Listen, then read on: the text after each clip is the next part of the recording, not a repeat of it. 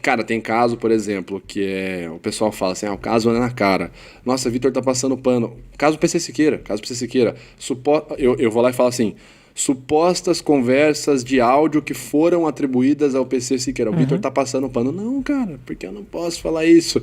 Porque amanhã ou depois é provado na justiça, e aí que é o bate-truque. Na justiça não interessa o que aconteceu, interessa o que é provado. Você é enxergado pelo Estado, pelo dispositivo do direito, pelo que é provado. Então amanhã ou depois é provado na justiça, e essa colocação minha? Eu falar a conversa do PC Siqueira é original. Mas nesse caso, eu não quero fazer, como é que eu posso dizer, ganhar views em cima da desgraça de alguém que obviamente eu estava próximo a mim e eu já falei muito, inclusive falei coisas que eu teria repensado um pouco a maneira que eu disse. Não exatamente o que eu disse, mas talvez a forma. Falei o que eu queria, mas talvez não da maneira que eu gostaria de ter dito. Mas nesse momento em que acontece um caso grave como o dele, você levanta as tuas antenas para... Eu tenho vontade de analisar esse caso... Ou o povo vai querer que eu faça análise desse caso? Você vai atrás daquilo que te interessa ou do que o público se interessa no caso? Cara, eu acho que quem trabalha na internet sempre acaba sendo um misto, né? A gente tá sempre acompanhando tudo. A gente que trabalha na internet, cara, você vê fulano de tal falou, putz, eu vi a entrevista do cara ontem, analisei o cara no vídeo passado.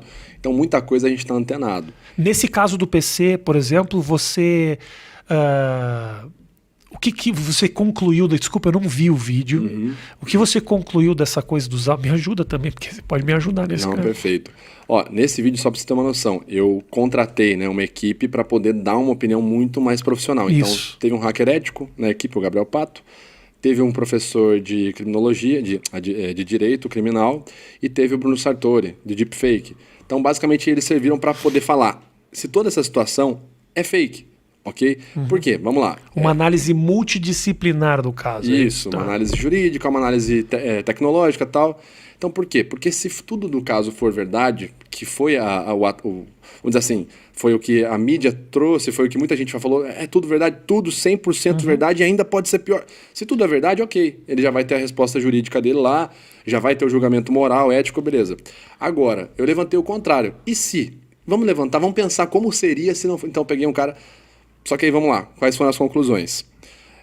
A análise do áudio, né? Poderia ter sido um áudio deepfake, um áudio forjado, aquele áudio que supostamente ele confessa que ele realmente viu a foto e tal.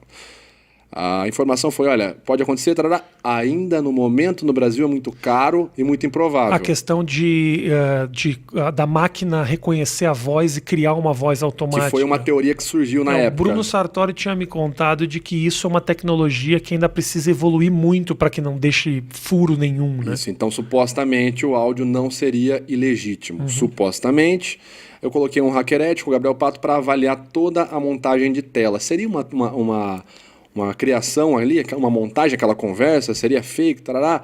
O PC acusou algumas coisas lá naquele textão que eu falo no vídeo, né? Provavelmente foi a defesa dele, jurídica, que postou aquele texto lá na página dele. E o Gabriel fala assim, olha, pode acontecer isso, mas do jeito que tá aqui, pode ser que não, porque tal, tarará. Ele deu lá os pontos técnicos dele. O professor de direito falou, olha, ele pode responder principalmente pelo fato de compartilhar uma foto de uma menor na condição, se o contexto for entendido na audiência como um contexto de sexo virtual. E a minha conclusão final foi, olha, temos esses achados dos técnicos, eu não consigo analisar porque não tem vídeo do PC falando nada. A única coisa que eu posso falar em cima do contexto da situação, ele postou um texto, esse texto aparenta ser um texto de advogado, então não é nem o texto dele, não dá para analisar, só que contextualmente, olha a cronologia. Logo após ser postado os áudios dele, a galera divulgar que ele estaria supostamente confessando, foi removida aquela publicação, onde ele dizia que era tudo mentira. A sua análise acaba sendo mais de contexto do que especificamente total, da expressão ou qualquer coisa do gênero, é isso? Um dos pilares da linguagem corporal, né, nós temos os 3 Cs, congruência, combinações e contexto. E eu acho, desculpa te interromper, Vitor, mas eu acho que nesses tempos de histeria de internet, a gente não analisa mais contexto de absolutamente nada. A gente fala assim, pessoalmente, de uma piada, de um depoimento, então a gente acaba execrando e jogando em praça pública pessoas que falaram isso assim no conforto de seus amigos, numa brincadeira fora de hora, ou fizeram comentários que pode ligar ele a um crime que acontece no futuro, mas um comentário que foi feito em 2006. Então, assim, o que você faz de maneira profissional seria maravilhoso que o próprio público tivesse um pouco mais de julgamento, né? Um julgamento um pouco mais, pelo menos um pouco mais tranquilo, né? Das figuras antes de condenarem elas.